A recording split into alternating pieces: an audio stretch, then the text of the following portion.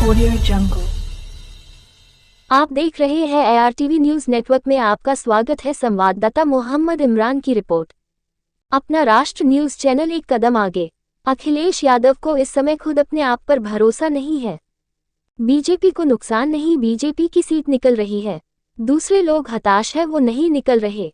80 उत्तर प्रदेश में और 400 पार देश में विकसित भारत का निर्माण कैसे हो, जब तक अंतिम छोर पर बैठे व्यक्ति के बारे में चिंतन नहीं होगा, योजनाएं नहीं बनाई जाएंगी, तब तक उत्थान भारत पर बात करना बेईमानी होगी।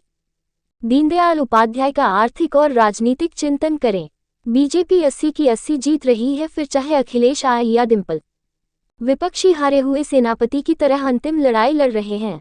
यह बातें उच्च शिक्षा मंत्री योगेंद्र उपाध्याय ने कानपुर विद्या मंदिर महिला महाविद्यालय में समाजशास्त्र विभाग द्वारा आयोजित 2 दिवसीय राष्ट्रीय संगोष्ठी में कही।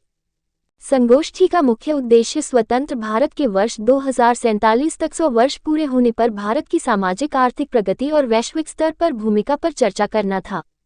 चर्चा के लिए संगोष्ठी में मुख्य अतिथि के रूप में उच्च शिक्षा मंत्री योगेंद्र चुनावी का समय चल रहा है और ऐसे में सेमिनार है, तो बच्चों को आपने क्या टिप्स दिए हैं? और चुनाव भी हो रहे हैं, तो क्या मतदाता के लिए कुछ अपील वगैरह करिए? देखिए, ये संगोष्ठी है राष्ट्र निर्माण की। चुनाव हर 5 साल आने वाली प्रक्रिया है और राजनीतिक नेता वो होते हैं जो चुनाव से चुनाव तक की सोचते हैं, राजनीति और सिर्फ अपनी कॉन्स्टिट्यूंसी तक की सोचते हैं।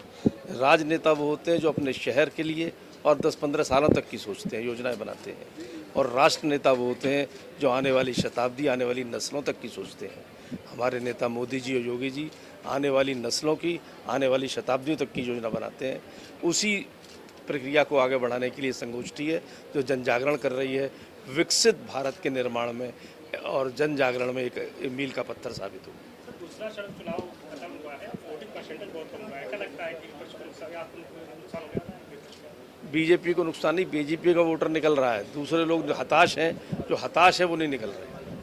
क्या उम्मीद है आगे? निश्चित रूप से 80 की 80 उत्तर प्रदेश में, 400 पार देश में।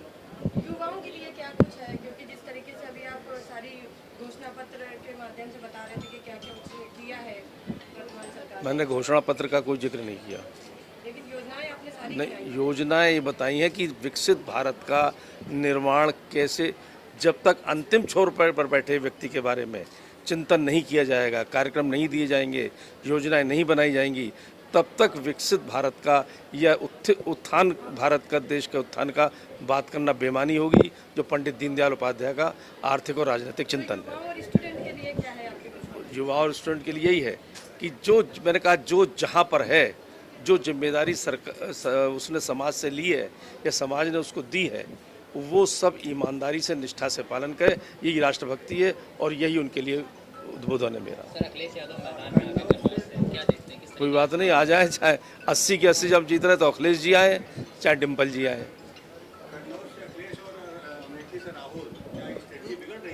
कोई नहीं बिगड़ रही है।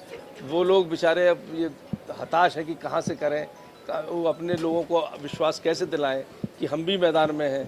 एक जैसे हारा हुआ सेनापति होता है ना, वो अंतिम लड़ाई लड़ रहे हैं अपने हारे हुए से। उन्हें किसी पे अपने आप पे भरोसा नहीं है इस समय तो।